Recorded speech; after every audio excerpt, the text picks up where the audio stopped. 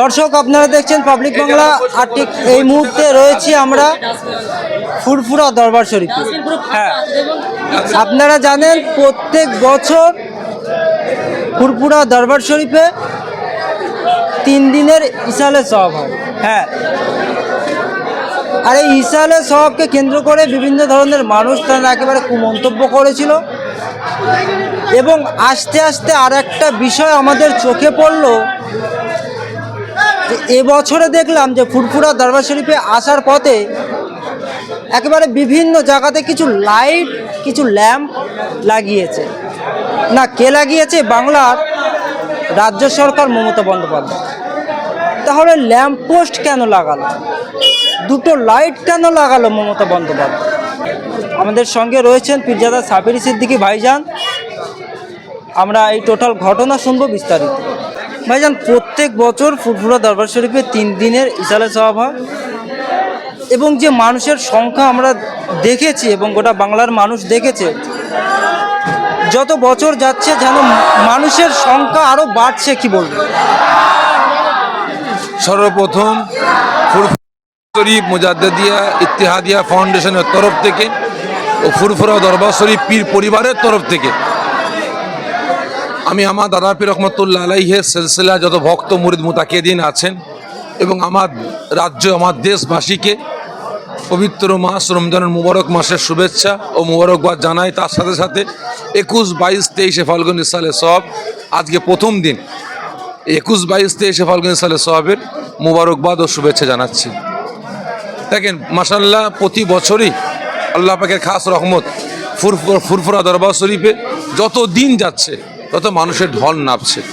এক শ্রেণীর মানুষ ফুরফুরা দরবার শরীফকে শেষ করা, ধ্বংস করার বিভিন্ন রকমের চক্রান্ত করেছিল বা করছে। দীর্ঘদিন ধরে আপনারা দেখে আসছেন সোশ্যাল মিডিয়ার মাধ্যমে যে ফুরফুরা শরীফে পীর নাই, ফুরফুরা শরীফে কেউ নাই, ফুরফুরা শরীফে সব ক্ষীর, নানান রকমভাবে ফুরফুরা শরীফে একটা বদনাম করার চক্রান্ত করেছে। করেও আশা রাখি কামিয়াবি হয়নি তারা, আর কায়ামত পর্যন্ত তারা কামিয়াবিও হবে না। যেভাবে মানুষ আসছে ফুরফুরা শরীফে, এই মানুষকে কোনোদিন তারা রুখতে পারবে না। আস্তে আস্তে আমরা দেখছিলাম যে বিভিন্ন জায়গায় একেবারে লাইট দিয়ে ভরিয়ে তুলেছে। না, কে দিয়েছে আমরা সূত্র মারফত খবর পাচ্ছি, নাকি আমাদের রাজ্য সরকার নাকি কিছু লাইট দিয়েছে। শুধু লাইট দিয়েছে কেন? আরও তো মানুষের পরিষেবা বাড়াতে পারতো। দেখেন, সবথেকে বড় জিনিস ফুরফুরা দরবার শরীফের উন্নয়ন নিয়ে আমরা বিগত দিন অনেক লড়াই করেছি, অনেক আন্দোলন করেছি। এখন যেটা বুঝতে পারছি, সবথেকে বড় জিনিস আমাদের মধ্যে, আমাদের মতো কিছু মানুষ, আমাদের বাড়ির কিছু মানুষ, তারা ফুরফুরা শরীফের উন্নয়নকে কেন্দ্র করে তারা ভিতরে ভিতরে 21, 22, 23 ফাল্গুন ইসালের সওয়াবটাকে সরকারের হাতে তুলে দিবার একটা মারাত্মক চক্রান্ত শুরু করেছে আমি মনে করি। কারণ আমরা দাদা পীরের আওলাদরা আমরা অসহায় নয়, আমরা যথেষ্ট কামিয়াবি আছি। আমরা যদি দাদা পীরের ভক্ত মুরিদদের দুবেলা খাবার ব্যবস্থা করতে পারি, লক্ষ লক্ষ টাকা খরচা করে আমরা ইফতারের ব্যবস্থা করতে পারি। প্রত্যেকটা দরবারে আপনারা যান, আজকে প্রত্যেকটা হুজুর কেবলাদের দরবারে লক্ষ লক্ষ মানুষদের ইফতারের ব্যবস্থা হয়েছে।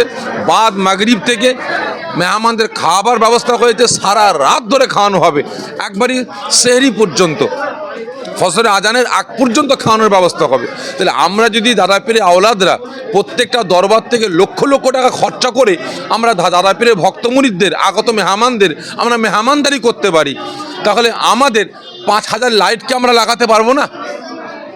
10টা কি গেট আমরা করতে পারবো না? 100টা কি পায়খানা আমরা করতে পারবো না? 5,000 কি অজুখানা আমরা করতে পারবো না? আমরা সব পারি, আমরা সব পারি।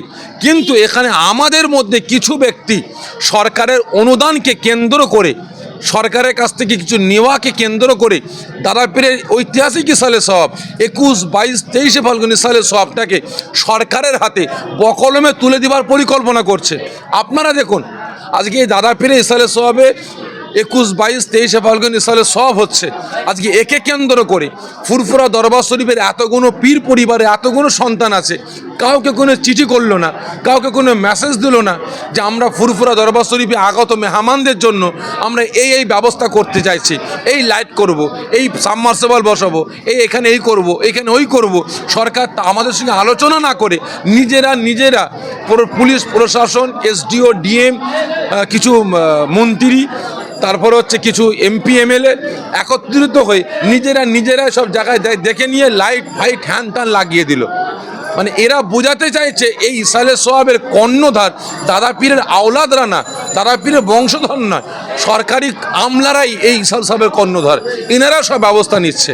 অতএব আমি আমার দাদা পীরের ভক্ত মুরিদদের কাছে অনুরোধ করব, ভারত স্বাধীন হওয়া থেকে নিয়ে আজ পর্যন্ত আমার রাজ্যে আমার দেশের প্রত্যেকটা নেতা কর্মীরা আমরা মুসলমান আমাদেরকে ইউজ করে গেছে, আজও পর্যন্ত ইউজ করছে। আজকে আপনারা দেখুন গঙ্গাসাগরে মেলা হয়েছে, সেখানে কোটি কোটি টাকা বরাদ্দ করা হয়েছে, সেখানে নেতা কর্মীরা দিন রাত পড়ে আছে। তাহলে আজকে ফুরফুরা দরবার শরীফে কোটি কোটি দাদা পীরের ভক্ত মুরিদ মোতাকিদিন আসছে, তাদের জন্য সেই সুরাহা কোথায়? তাদের সেফটির জন্য সেই নেতা মন্ত্রীগুলো গেল কোথায়? তাদের সেফটির জন্য মোবাইল, আপনার অ্যাম্বুলেন্স, হেলিকপ্টারে গেল কোথায়? তাদের সেফটির জন্য রাস্তাগুলো ক্লিয়ার গেল কোথায়? আজকে বিভিন্ন জায়গায় দাদা পীরের ভক্ত মুরিদরা আসছে, সেখানে রাস্তায় পুলিশ প্রশাসন দাঁড় করিয়ে তাদেরকে বলছে টোটো নিয়ে যাওয়া যাবে না, অটো নিয়ে যাওয়া যাবে না, ভ্যানে করে যাওয়া যাবে না, বাইক নিয়ে আসছে কেস দিচ্ছে, 4 চাকা নিয়ে আসছে এত লোক কেন উঠলো, 6 চাকা নিয়ে আসছে এত লোক কেন উঠলো, ম্যাটারও নিয়ে আসছে এত লোক কেন উঠলো, ফাইন করা হচ্ছে, জরিমানা করা হচ্ছে। এগুলো একটা দেখানো হচ্ছে ভেতরে ভেতরে দাদা পীরের ভক্ত মুরিদদেরকে, বিশেষ করে মুসলিম সম্প্রদায়, মুসলিম সমাজকে ইউজ করার চক্রান্ত হচ্ছে। সাপ হয়ে কামড়াচ্ছে আর রোজা হয়ে ঝাড়ার পরিকল্পনা করছে। এই যে ফুরফুরা শরীফের একজন ব্যক্তি পীরজাদা নওশাদ সিদ্দিকী রীতিমধ্যে ভাঙড়ের একটা এমএলএ, নওশাদ সিদ্দিকী এমএলএ হওয়ার পর থেকে একেবারে বিরোধীরা মন্তব্য করেছিল যে মানে ফুরফুরা জঙ্গি বোমের কারখানা, আর এই অভিযোগগুলো তারাই করেছিল যারা এক চোখে দেখে, দু চোখে দেখতে পায় না, অভিযোগটা তারাই করেছিল। তারপরেও মানুষের এই যে একটা ভালোবাসা, আবেগ, কী বলছে? দেখেন, দাদা পীরের আওলাদদের আল্লাহ পাক যথেষ্ট সম্মান দিয়েছেন, এবং দাদা পীরের আওলাদরা সবাই তো জলসা করে না, সবাই তো আর দোয়া তাবিজ দেয় না, আর সবাই তো ইলমে তাসাউফ পেলেও মারেফাতের শিক্ষা দেয় না।